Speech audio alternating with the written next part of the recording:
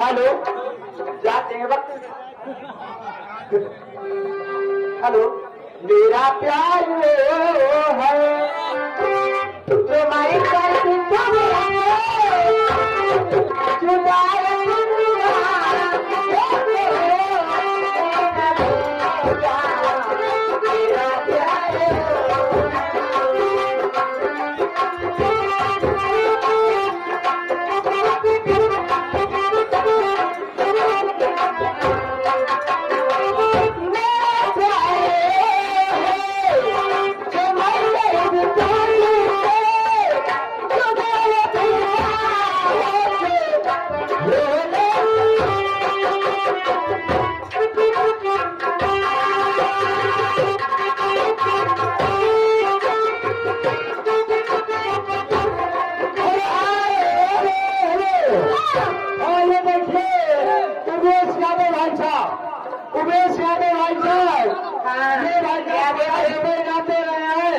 लेकिन उनकी फरमाइश है क्या अपने लवर को धोखा न दो।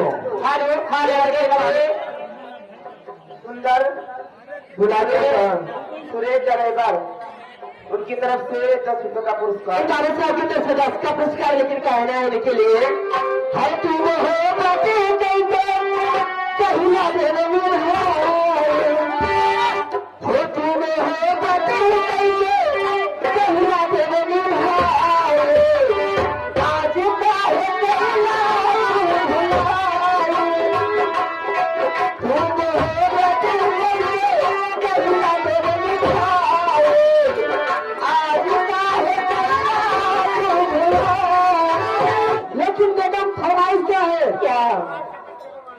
फुलौरी बिना चटनी कैसे बनी? अरे फुलौरी बिना चटनी कैसे बनी?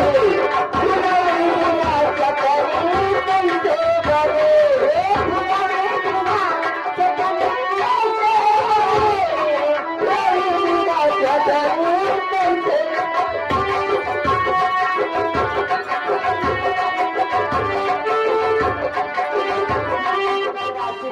पान भंडार वे बनी छटका काम खा चली जाए फरमाइश है। हेलो हर कदम परी यही साथी है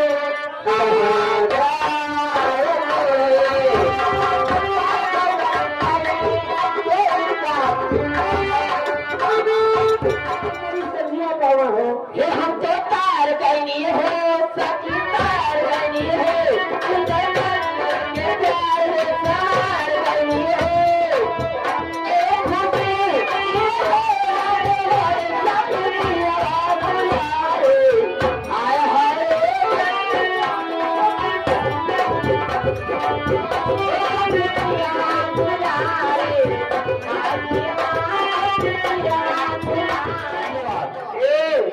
अपने लवर को धोखा दे हमें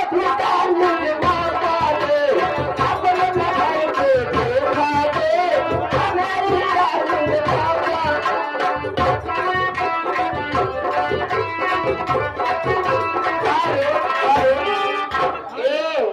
फरमाइश कभी तो कह रहे हैं उनकी फरमाइश नहीं हो रही है।